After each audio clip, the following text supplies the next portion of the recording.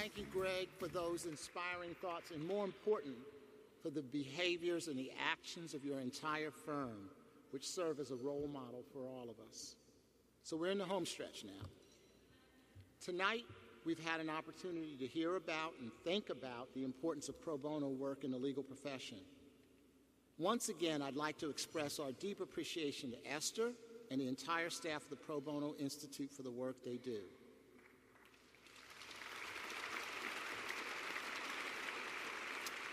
I'd also like to extend our thanks to all of our speakers this evening and our congratulations to the distinguished and accomplished award winners.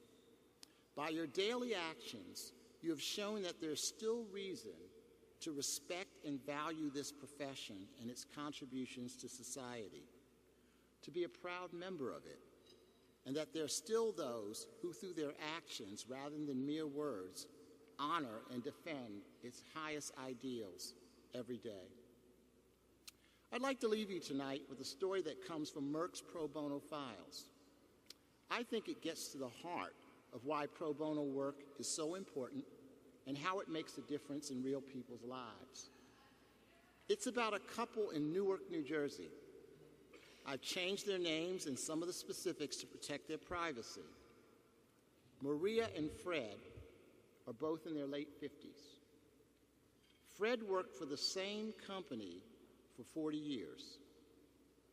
He started there when he was 17 years old, just 1 year after immigrating to the United States as a 16-year-old boy. It was his first, and for 4 decades, his only job. Maria has also worked all of her adult life. Together, they raised a family and enjoyed a modest yet comfortable life.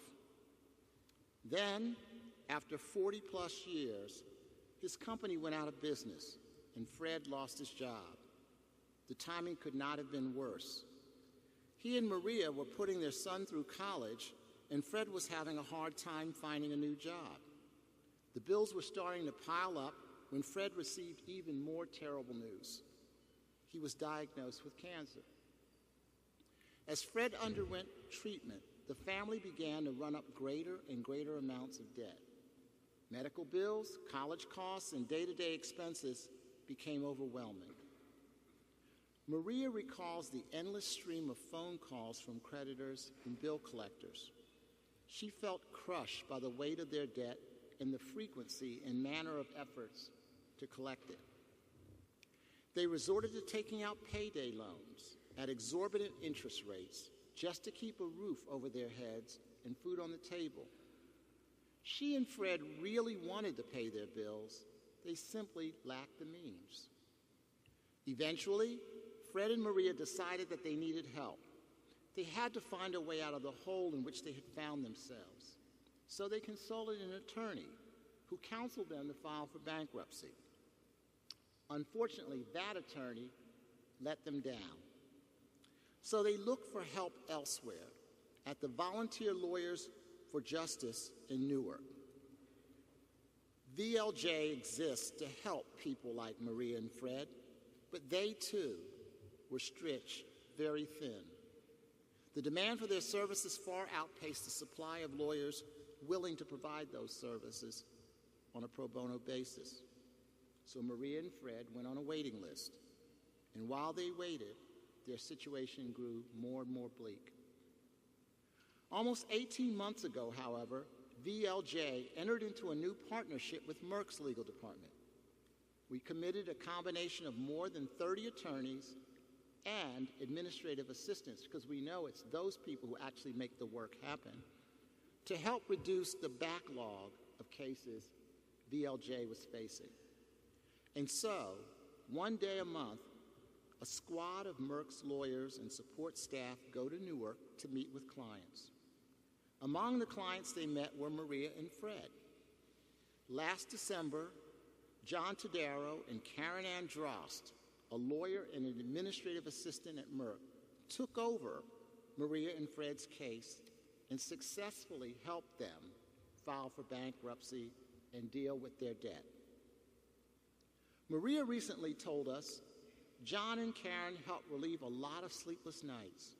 They were so supportive, We feel as if a weight has been literally lifted off our backs. I cannot thank them enough. In addition, Maria reported that Fred recently received good news about his cancer, that there is no sign of it anywhere in his body. In the 15 months since Merck and the VLJ began our partnership, Merck's team has helped more than 40 clients like Maria and Fred navigate the difficulties and complexities of the legal system. The members of this team have found the work so rewarding that they're now in the process of expanding it.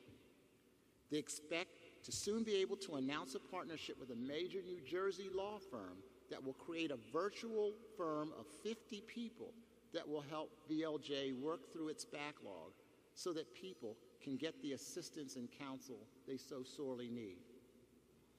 This story is enormously gratifying because of the difference that pro bono made in those people's lives. But it is also challenging because the demand for pro bono legal services still far exceeds the supply of lawyers and staffs available to do the work. That's why your support for the Pro Bono Institute is so important. And it is why each of us must continue to do our part to help extend its reach. I urge each of you, and it's a challenge that I take to heart, to think about what more you can do to help expand pro bono. And then after you've thought about it, go ahead and make it happen.